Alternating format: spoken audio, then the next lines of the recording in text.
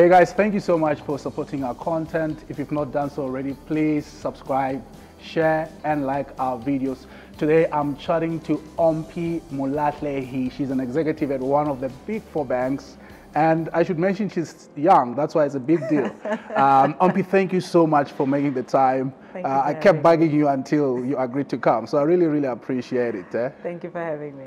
Awesome. You've had I think one of the most fantastic career in terms of how quickly you've risen to the, to the current position that you've been in. So I'm quite interested to unpack that and see, what exactly did you do to get where you got to? Because a lot of professionals aspire to have a journey similar to yours. Let's start at varsity. You studied mathematics, I think? I did. Yeah. I studied applied mathematics at Wits. Did my degree in applied mathematics and then did my honors in applied mathematics. Oh, wow. And I graduated in 2013. Oh, it feels like such a long time ago. It's just yesterday, actually. For you, it's like yesterday. It feels like such a long time ago. Graduated in 2013 and then started working in 2014. Yeah. Wow. And anyone who does maths, applied maths for that matter, I mean, you don't need to ask if they are smart. So we know you are very smart. There could have been other degrees you would have chosen, medicine, engineering, why maths? Sure. It seemed like a logical decision to make based on my high school marks. Yeah. It was one of the highest marks I got. But it was also almost by accident that I got into applied maths because when I left varsity, the intention was to go to actuarial science. Yeah. Applied for actuarial science BSc, got a conditional approval. Yeah. And then when it came to registration time, I was put on the waiting list. Yeah. So between my mom and I, we needed to make a decision. Like, okay, you're starting in a week's time. You need to make a choice. Yeah. Got a bit of advice from the student advisors, and they're like, look, you can register for applied mathematics because it becomes a natural progression. So even if you get accepted into actuarial science, then because the topics and the subjects are so similar, it becomes an easy transition. So we said, okay, we don't know what this applied mathematics thing is, never heard of it. The only thing I ever heard of was actuarial science. Yeah. So now getting into this new thing, having to make a decision in the moment, my mom and I decided, let's wing it. Yeah. Winged it. A week later, I definitely got accepted into doing actuarial science, but a part of me said, I always had this thing that you just finish what you start, right? So I'd started applied mathematics. Yes, the subjects were similar, but a part of me was like, let me start it, finish it. If at the end of the 3 years, I find myself in a place where I still have that thing that says I want to do actuarial science, then cool. Have an opportunity to do it then. Another agreement we had with my mom, but I've never looked back. Been the best decision of my life. Purely because I've had a couple of actuarial science friends. I have some of them. One, I still find them a bit boring because they don't have a life. Do they love what they do? They love what they do, which is quite good, right? Which is amazing. But for me, having found myself into applied mathematics, and I also had the option of doing pure maths, right? But the beauty that I found with applied mathematics was that it gives you an opportunity to apply the theory that you learn, right? Okay. I ended up in banking, but my honors project was on fluid mechanics. But again, that just gives you the beauty of applied mathematics. You take the theory, you can apply it into literally anything you want. Whereas for me, pure maths was just theory. You don't see where it's going. You don't see what you're going to do with it. You don't see how you're going to end up with it. So that was really my applied mathematics journey. But even with that, it filters into my career, right? Because I started at the bank on the Quant program, right? And again, another logical choice because of my qualification. And I was like, I don't know, I don't really want to continue with fluid mathematics. Let me try something else. If I like it, cool. If I don't like it, I'll go back to academia. So I took up the Quant program. I spent 4 months there, and I didn't like it, right? purely because I couldn't understand why I'd want to spend the rest of my life looking at a computer screen and coding and not knowing where this piece of code is going, not knowing where it fits exactly, and not knowing what the end result is. So I left the Quant program, very, very unpopular decision, because it meant that, so during those days with the Quant program, if you finish it, you get a bit of a sign-on bonus. So I chose to let go of the sign-on bonus, whereas my peers were going through the motions just to get the bonus. And I was like, I'm unhappy. I'm really unhappy. So then I transitioned into the credit department, which is where I've been since 2014. Probably this is my now 8th year in the credit department. Never looked back, never regretted, because again, I now know what role I play within the bank, but I also now know the analytics and the context behind the analytics. And I can share with young analysts of, okay, you're coding this, but this is the reason why you're coding it. So yeah, it's always been context and knowing why I want to do something and why I'm doing something, but also being able to know when to let go of something. This is not for me. For most people, maths is maths. And different. I'm generalizing. For most people also, they are afraid of maths.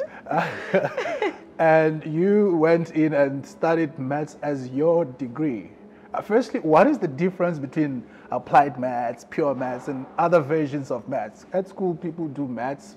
Maths is maths. It's really just application. Hey? Okay. So with applied maths, you still get the theory that comes with maths, right? Okay. But you get to apply it in solving a real business problem, right?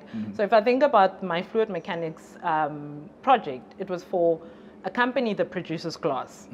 And their issue then was a lot of the glass that they are producing actually cracks.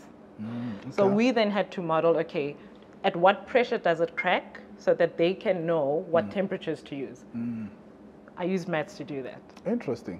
The theory of maths. Whereas pure maths, it's just really the theory, the formulas, and So you actually use maths to solve problems. Yes. And it can apply it anywhere. Yeah. Medicine, chemistry, anywhere. That's fantastic. I'm from fluid mechanics, which is physics, into banking. Wow. And when you started your degree, because again, I'm generalizing, most people when they take on a course of study, there is an end goal in mind. I want to be a doctor, I want to be a CA, an engineer, at this, at that. With maths, what were you going to be? I don't know. I honestly don't know. I can tell you in high school when it came to choosing subjects, so I knew that maths will stay. I knew that was a non-negotiable, particularly because I come from a family where both my parents are educators, and my dad is a maths teacher. Okay. So it was non-negotiable that I'm going to do maths. Yeah. Right.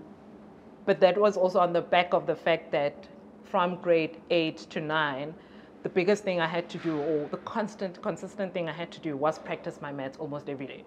So I found myself doing sums almost every day, which then naturally led into then me taking maths as a core subject.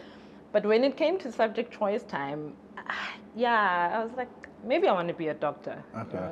Maybe.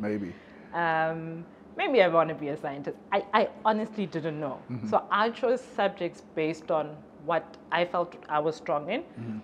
But also because my parents were teachers, there's also that pressure of you need to also show up for the education that's within the family. So I didn't know what I wanted to be, even from a high school perspective. In varsity, I didn't know where I'm going to land up with this maths thing. I knew I had options. It didn't. I think because I knew I had options, it didn't worry me, right? So I was just chilled. It was like, this is maths, this is varsity, I'm having the time of my life. Every now and again I'd get a 50, but I'd be like, hey, I passed. It's hard maths, so I passed, you know. But I don't think I ever had a clear direction as to where I want to be until I end up in banking. So when you say you weren't worried because you knew you had options, do you have an idea of what those options were? Did you get advice on if you've studied maths, these are the avenues you can explore? I did get a bit of advice. I was told that so I can go into banking or the finance industry. And maybe under finance, I was told you can still go into insurance, you could go into banking, could go into the engineering faculty, all types of engineering. Can go into BCom, whatever BCom stream, which falls under finance, to be honest. Yeah. So I did do my research and I did get a bit of advice, and those are really the three things. But you can literally go into anything, anything. Awesome. And no regrets about not studying actuary? Absolutely no regrets. No regrets, purely because I think the only thing that I don't have now that it would have given me was the technical bit of, and I stand to be corrected, but I think the technical bit of insurance. Okay. Right? Okay.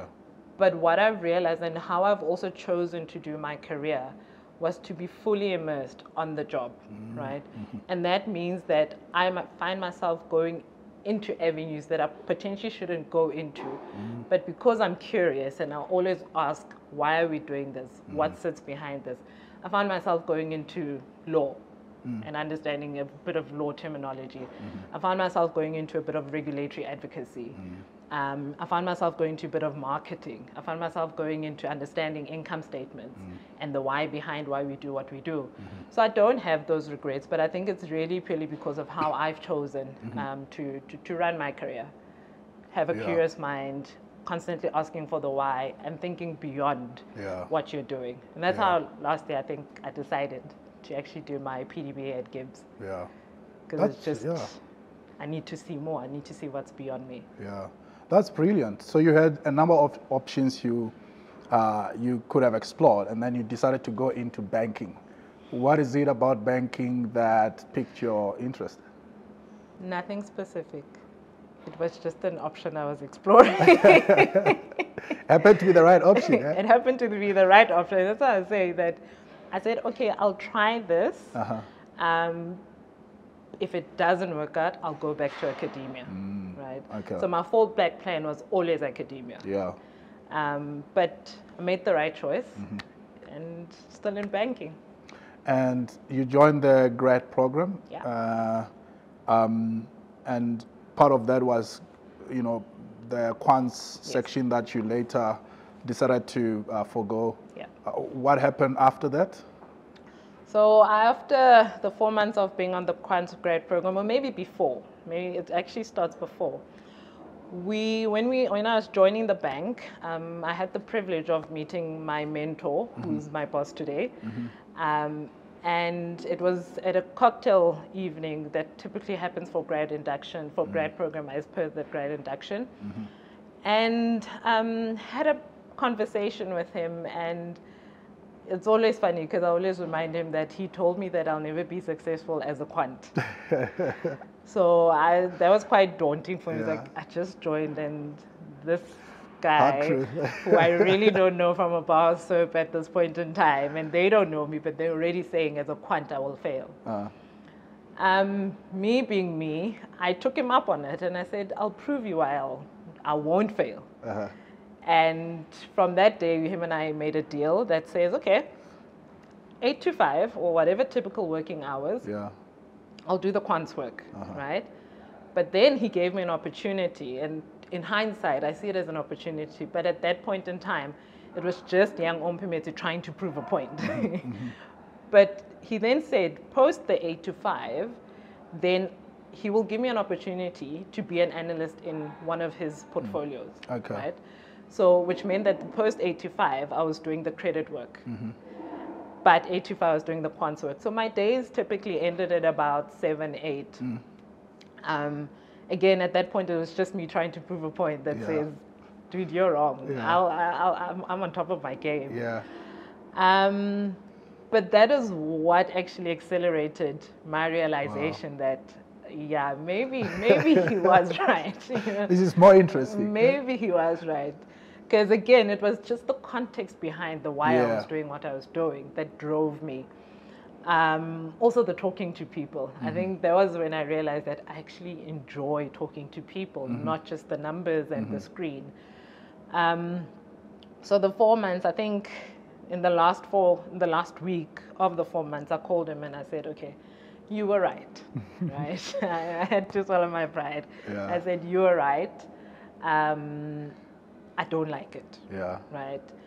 And I think at that point in time, I also thought he will make it easier for me to get a job on the other side.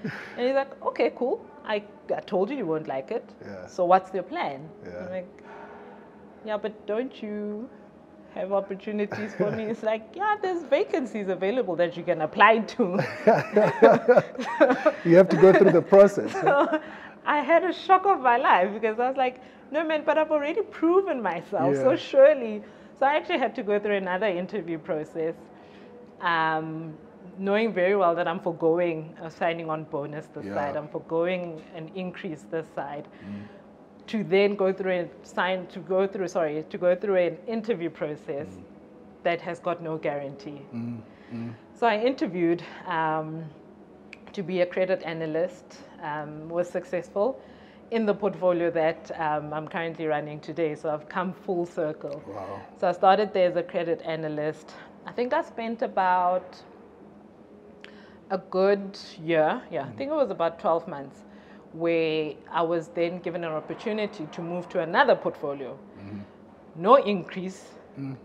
But for me, it became an exciting opportunity because it was like, another opportunity to learn something, before I get bored.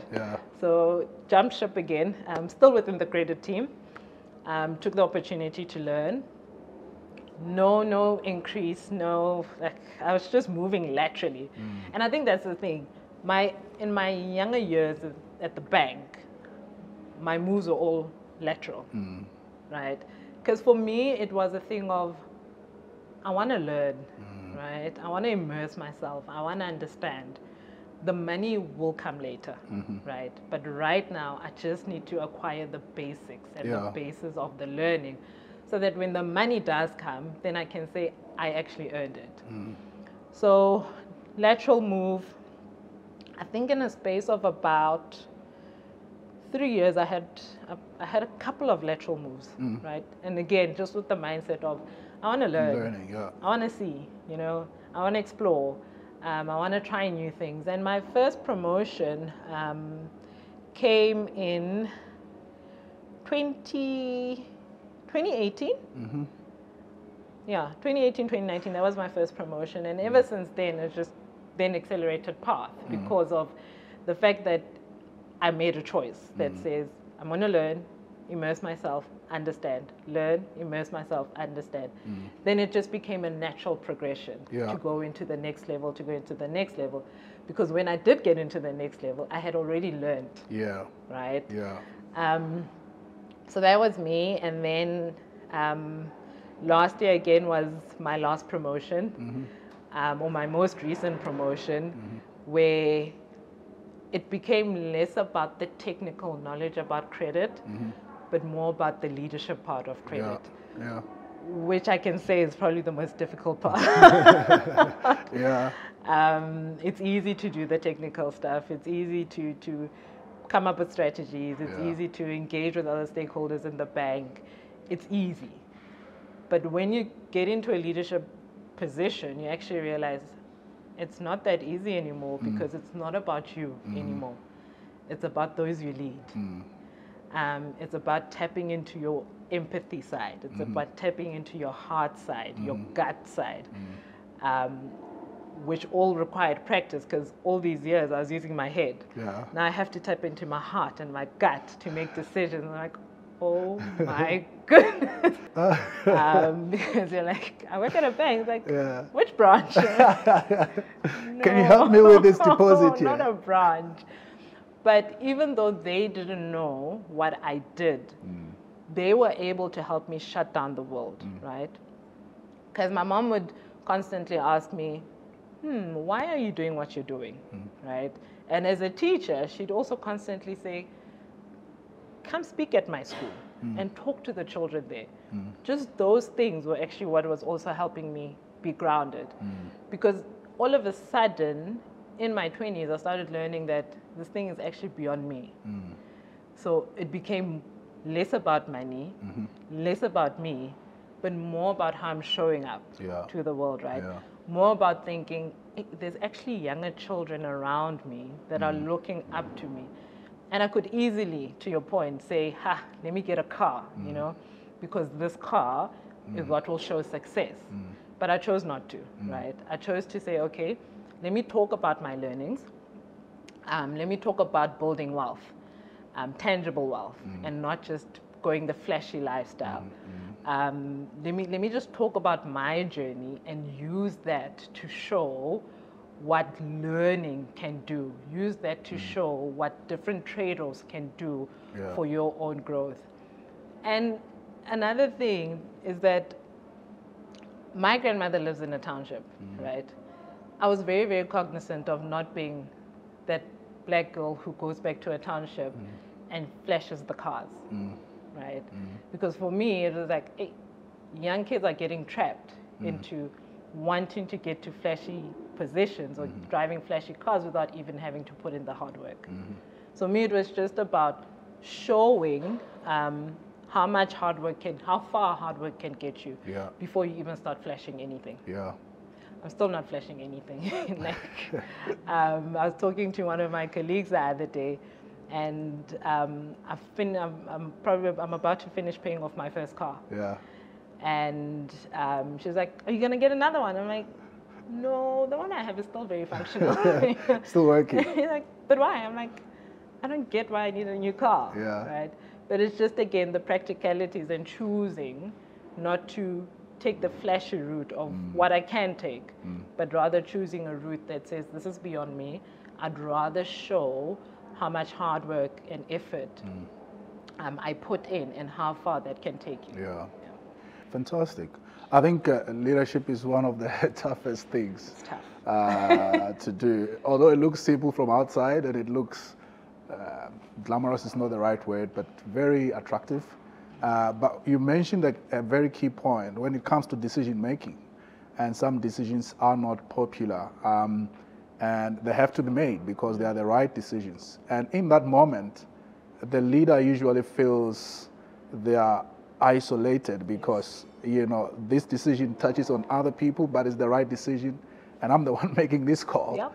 How do you then find support in a place like that, where you know you are the person who must take the call and you are the only one, but it's so isolated, it's so lonely? How do you navigate that scenario?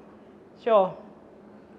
I think that one moment that I had to go through that, I was blessed enough to be able to lean onto my family, right? They didn't know what I was going through, but I was able to say, I'm going home, you know? I'm just going to sit on my grandmother's couch and laze around. That for me was where I got my support from. That was where I got my downtime from. But again, having my coach and my mentor by my side was quite cool, because I then had, if I wanted to talk, I had people I could talk to. But the moments where I didn't want to talk, I was then at home. So that was it for me.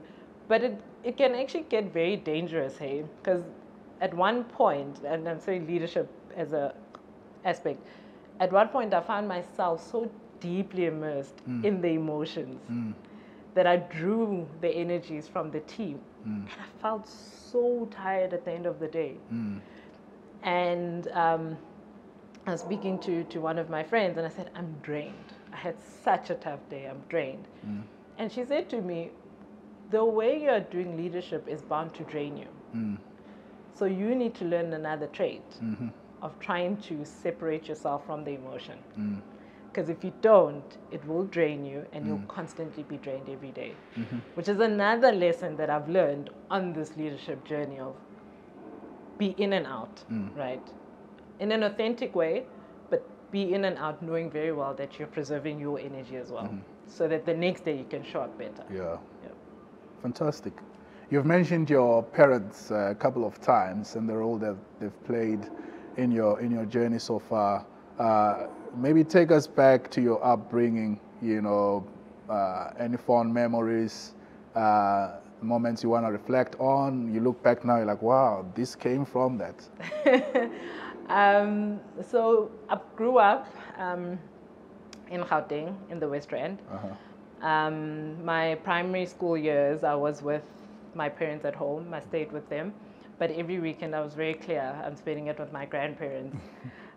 So a lot of people actually say I'm more of my grandparents' children or child than my parents' child. I think for me, what I always found exciting and which was a bit of an adventure that I always reflect on is when I got to a stage that I could walk myself to school. That was a big moment. It's like, now I'm grown. And then when I'd walk with my brother, and I was like, now I'm this big sister, I'm looking after this one, we got to get home, make him food. But for me, it was always an adventure walking to school in my primary school years.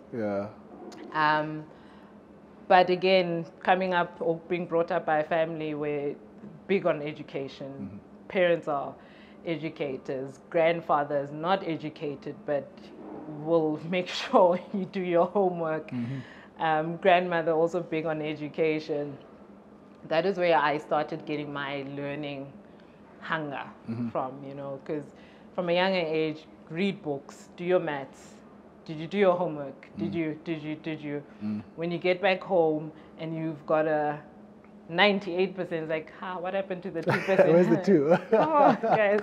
So those are some of the moments I laugh at because they pop up every now and again. It's like, but you could have done more. It's like, you did all you could. So that was amazing. But I'm truly my grandparents' child.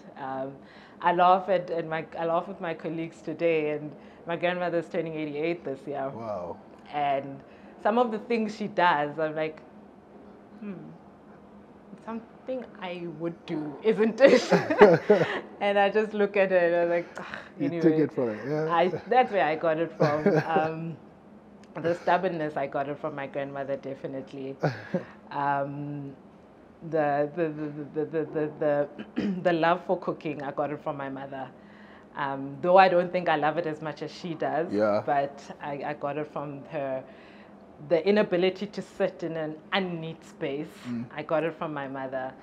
The math side, that's my dad for sure.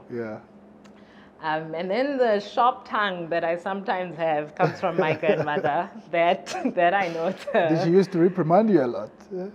No, my grandmother doesn't reprimand, but it's the side comments she makes. They're like, you shouldn't have said that. My mother was the one who reprimands. Okay. But I'm ever grateful for that side of her as well, because I think a lot of how I did things growing up, a lot of how I'm doing things now comes from her guiding me. And I choose to say guide, right? When you're young, it's very, this woman is just always shouting at me. Why? But as you grow up, you realize that the guidance and set a certain standard as to how things are done. My grandfather is probably the one person who spoiled me. So some of the things that I choose not to do is because of him. I always make a joke that when I was in high school, I was in boarding school.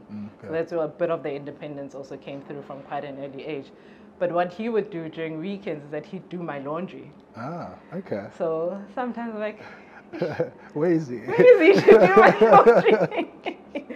But the fact that I'm still able to go home, and my grandmother adopted somewhat of that methodology or that thinking that sometimes when she comes home, she just wants to do nothing, right? Which is also a nice thing that I'm able to have. This whole December, I was sitting on the couch doing absolutely nothing. Downtime. I was joking with my friends that I had a relationship with the couch and the fridge. The couch and the fridge. And the one time my mother came and she was very irritated. She's like, "Why are you always sitting on the couch?" And I said, "It's because I'm busy." Busy doing what? I'm like, nothing. Trust me, I'm busy. But that, and then I've got my aunt who runs with me. Okay. So I probably spend most of my weekends with her because we're always on the road running. 50-something-year-old who leaves me behind on the road. I come trotting behind and she's gone. Wow. So she also just, there's a trait in that she teaches, like, you have to keep going. It actually doesn't matter how old you are. You have to keep going. You have to look after yourself. You have to put in the effort. So that's really my parents and my family. I always say that I'm probably the one person, not probably the one person, but I can be one of the people who say it took a community to bring me up, right? Because all of these people I've mentioned have played such a big role and still play a big role in my life today. And then there's the younger children that are coming up who are so dear to my heart. Yeah. I think they keep me soft. They make sure that the softer side of me is still there. On my whiteboard, I've got one who wrote a message, and I've never erased that. And she came back, she's like, "You didn't erase it?" Oh, I was like, no, I didn't erase it. Beautiful. So that's me. And then there's my brother, dear to my heart. Sometimes I wish he was an older brother and not a younger brother, because younger brothers, they've got their own issues, but they're also very, very dear to my heart. No, that's beautiful. Sounds like you've got a fantastic family.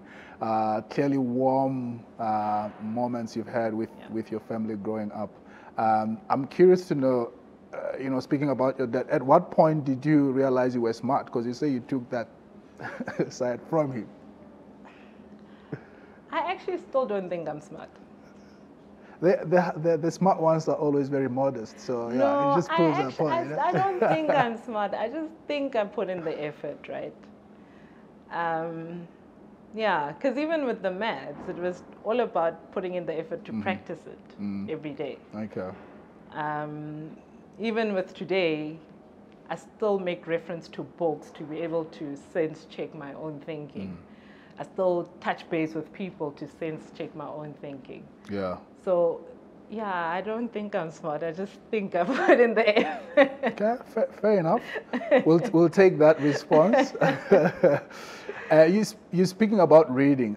What type of disciplines do you look into in terms of your reading? It depends on my mood and where I am. So this past December was all about shutting down. So I read Will Smith's book, I read Gabrielle Union's book, and then I just read the odd articles on Twitter that you find on Twitter, that you find on LinkedIn. But for me, it was about shutting down. Then there's books where, depending on what we're trying to achieve from a bank perspective, then I start going into that. Read about digital strategies. There's two books I've read in November on the digital strategies, just to make sure that I myself am also able to remain relevant in the discussions that I had. And then the constant is just the self-help books, the leadership books. Those are a constant throughout the year, because again, that is probably the muscle that I know that I constantly need to be exercising, purely because of the team that I lead. You've done 10 kilometers, you've done half marathons, you've done a Soweto full marathon. Any plans of maybe a comrade or something? I'm not falling into that trap. That trap I'm not falling into. No comment, eh? No comment. No. We'll watch the space. We'll watch the space. No, don't even. Don't go there. Closing question from my side. When you started, you were talking about building a base in terms of learning. We are curious people here. Has the money come now? I'm dizzy. I'm dizzy. Yeah. Look, I think I'm blessed. I think I'm at a state where I'm blessed. I'm blessed from a knowledge wealth perspective, and I'm blessed from a physical health perspective. I'm blessed from a financial wealth perspective, and I say that purely because I'm still able to put food on my table. I'm still able to have a car. I'm still able to have a home, but I'm also still able to have a job in a cycle or a period where many people don't have that. Many people have lost their jobs. Many people are unable to put food on the table. You find that you've got people who've lost an income but have to look after so many other people in their homes. So from that perspective, I choose to be blessed, and I choose to say I'm blessed, purely because if you've got a job, then the money is there, right? In the context of the South Africa we're living in, but also in the context of what has happened as a result of the COVID-19 pandemic. Yeah. Brilliant. Sounds like an answer a leader would give. I see this leadership journey is panning out quite nicely. Any closing remarks from you? First of all, thank you for a platform like this. I think it's quite cool and quite amazing that in this day and age, we have such platforms where advice is given for free, right? I think back in the days, and if you fast track back to a couple of years ago, where we didn't have YouTube channels, to get the kind of advice, particularly maybe as a black person, might have been very, very difficult. But now we have platforms like this that give advice for free. It's free learning. So I'd probably encourage everybody who watches the channel to watch all the videos, take the nuggets from all the speakers, but not only keep it to themselves, share with everyone. I think the one challenge that I've always had to myself as a black female is to bring others up with me. And part of bringing others up with you is sharing content, you know, is sharing books. It's just being there from a support perspective, because it is a bit of a rough world there, but if we can support each other, we can bring each other up, we can share our learnings, I think that makes a vast difference. And then, of course, read, guys. Like, reading is so powerful. You have authors who put their thoughts, and some of the books are so old, but they become so relevant in what you're dealing with. So read. That forms part of the basis of learning. But that also forms part of the basis of keeping yourself relevant, but making sure that you are the best version of yourself. Yeah. So I think those are my parting comments. Brilliant. Thank you so much, Omphe. Really enjoyed this conversation. And all the best with your next promotion. Hope my bosses are listening. They'll watch this. Thank you. Cool stuff.